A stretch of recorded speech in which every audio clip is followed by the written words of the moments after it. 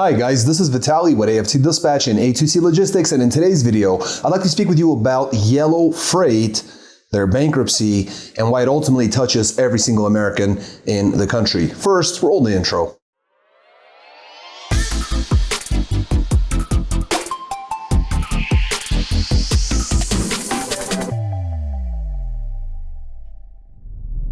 Welcome back. Before we get started, I'd like to ask you to please like the video, be sure you subscribe to the channel and hit the notification bell so you never miss a single release of our videos, where every Friday we're talking about something that could benefit you in your trucking businesses, in your trucking careers, as well as cover the loads we've successfully booked for our customers, consisting of leased owner operators and carriers operating under their own MC authorities, running under our truck dispatch services. As always, guys, big thank you for all the likes you provided in all the previous videos. Please do keep them coming. Let's talk about Yellow Freight. What's the news for 2023?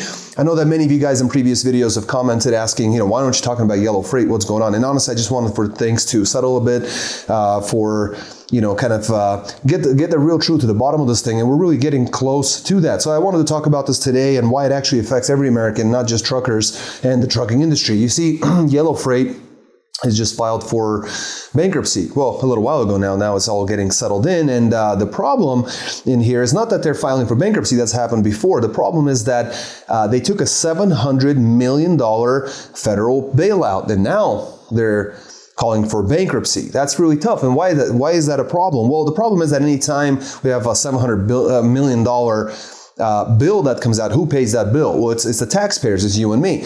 And so this is the problem. They took on a whole bunch of money, mismanaged it, were unable to get themselves out of the pickle that they had found themselves in, and have lost a lot of market share in the process. From 2008 to now, they've gone from 26% of market share in the industry to 9% being today. Now, this is a good thing because in a sense, because if they fail, the amount of volume that will have to be dispersed, redistributed, absorbed by an industry is going to be smaller than it would have been otherwise. And in the process over the last 2 years, they've also managed to lose about 30% of freight volume over the last 2 years, basically. And so that's a really big indicator already that the federal officials, I suppose, should have been looking at and saying, oh, look, maybe you're not as liquid as you should be. So there is that. Now, there's another issue with this. There's the Teamsters negotiation. So the unions are negotiating for more money and better working conditions. Now, their contract doesn't actually end until April of next year, 2024, April. And they're already, in talks, and they have been in talks for some time. Now, some time ago, there was a rumor, just a speculation that basically said that Yellow was going to run out of money by August of this year, 2023. Now, that was a rumor, that was speculation. However, now Yellow had actually come out and they said they'll run out of money in July of this year. Yellow themselves have said this. And this is obviously a big problem because considering that they basically burned through those funds, and we're in a position of very low freight volume. In fact, right now, freight volume is at historic lows. We have been in the historic low territories for freight volume over the last 38 weeks. We do know that the market has been really bad for longer than that, and I commend you on holding on all of this time. But for the last 38 weeks, we've seen historic lows in terms of available volume, and that has obviously driven prices lower and lower. And the issue here is that if Yellow does go bankrupt, there are obviously going to be some companies who are going to benefit. And those beneficiaries primarily are going to be the unionized carriers such as ARC Best and TFI. They will be the first to benefit. Now, this is very interesting because TFI had purchased UPS Freight, and UPS themselves is actually going through all sorts of negotiations with a contract soon to expire. That is going to touch 340,000 workers. So this could actually end up being a very positive thing for UPS, because if that doesn't work out, and if all the timetables work out just right, they might be able to recoup using the 9% or at least a portion of the 9% that would be Yellow Freight's volume, right, for the time period. So they might be okay. However, if not, then it'll have to be, a big portion is going to have to go to FedEx, the next concurrent. But the problem is that FedEx may not actually have the available capacity to actually cover that as an LTL carrier. Now, FedEx is going to be one of the non-unionized carriers that's going to also benefit from this, along with Old Dominion as well as Saia. So as you can tell, mainly LTL. Once again, just like FedEx, just like ARC Best, just like TFI, it's going to be mainly LTL carriers. And that brings me to the last point, that the FTL market that you and I are in, the FTL spot market, might not actually feel any different. So on this side,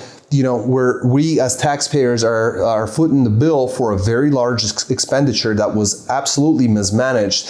All of this is going to basically benefit, again, the largest companies that are out there. It will not touch, most likely, or a very small amount of difference will be felt for the FTL carriers, for the owner operators that out there, and the carriers that are in the spot market. And ultimately, it may be of a small benefit to the very small LTL carriers, such as your hotshot guys, running box trucks and other types of small equipment. But definitely a very interesting situation. Not very fair to the American taxpayer, not fair to you, not fair to myself. And you will definitely have to play it by ear and see where this thing goes. How is it going to be broken up, and or maybe they'll be bailed out once again and things will go back to quote unquote normal. So would love to hear your take on this in the comment section below. Please smash the like button on this video if you haven't done so. Make sure you subscribe to the channel, hit the notification bell, and I'm going to switch over the camera. We'll look over the loads that we book for our customers, and I'll see you guys in just a moment. Welcome back. Let's take a look at some of these loads. This week we got vans, reefers, as well as a flatbed. That's what we'll start with. Patrick's the driver, coming out of Wellington, Colorado, going to Vernal, Utah. It's a 40,000 pound load of equipment. 326 miles, booked at $950, got him $291 a mile, then did it one more time out of Vernal, coming back to Wellington, Colorado, same miles, 40,000 pounds of equipment, 326 miles, same money, same everything, $291 a mile. Then out of Cheyenne, Wyoming, took a load to Linwood, Washington, with a 47,000 pound load of Colfine H. Not sure what that is. 1,239 miles, booked at $3,400, got him $274 a mile. They finished off out of Seattle, Washington, going to Cameron, Montana, with a light load of 18,000 pounds of roofing material. This is a 679 mile load, ran at $2,400, got him $353 a mile, coming out to Montana with a very light load. Excellent job. Did a great job this week, Patrick. So ran 2,570 loaded miles. Grossed $7,700 on his week, running Friday to Friday, 7 days a week, and ran those miles at exactly $3 per mile loaded. Excellent, excellent job.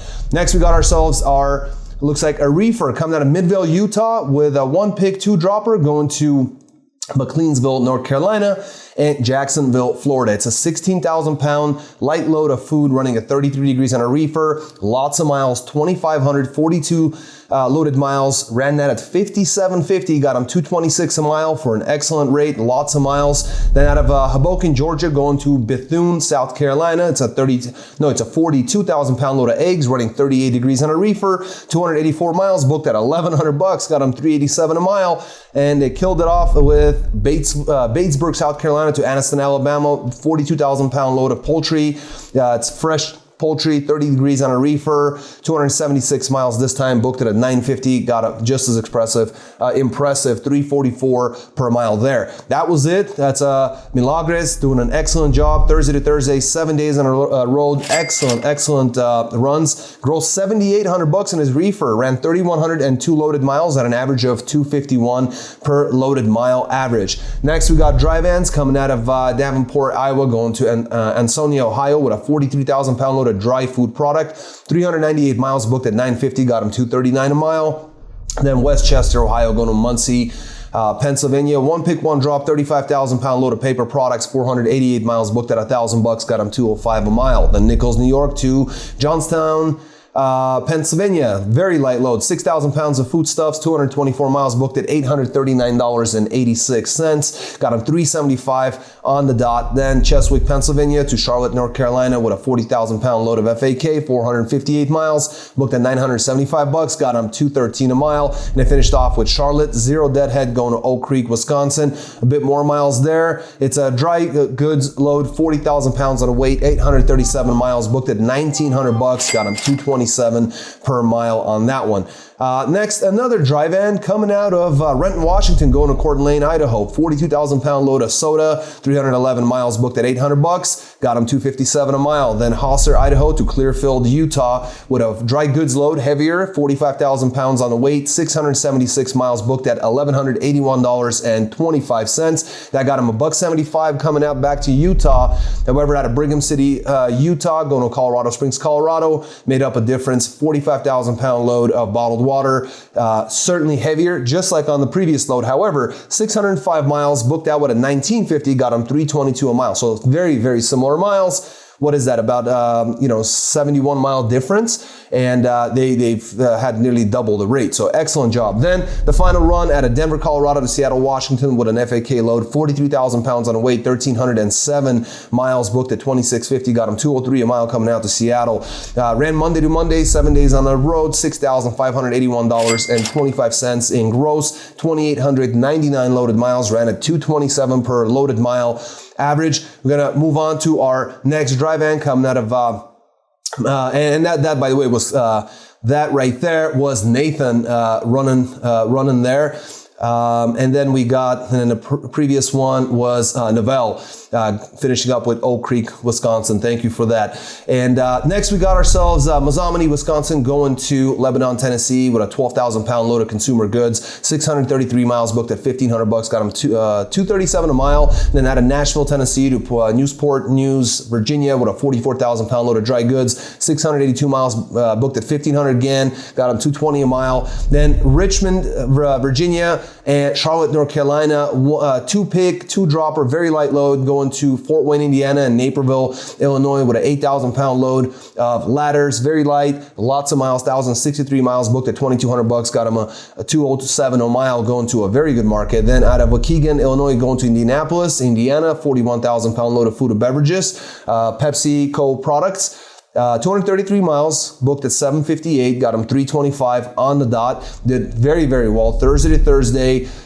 This is $5,958 gross for the week, 7 days on a road, 2,611 loaded miles, ran at an average of 228 per mile on that one loaded. Thank you so much. That was Shelby. Excellent job. Next, another dry van out of Colony, Wyoming, going to Reno, Nevada, 37,000 pound loaded kitty litter, 1,167 miles booked at $2,000, going to Nevada for $171. Then they made up the difference out of McCarran, Nevada, going to Spokane Valley, Washington. Super light load, 9,000 pounds of packaging boxes. Great rate, 786 miles booked at $2,700, got them $344 a mile. So you run 1,167 miles for $175 and then come back out, almost half the miles at $344. Excellent job. Then Spokane, Washington, going to Fort Collins, Colorado.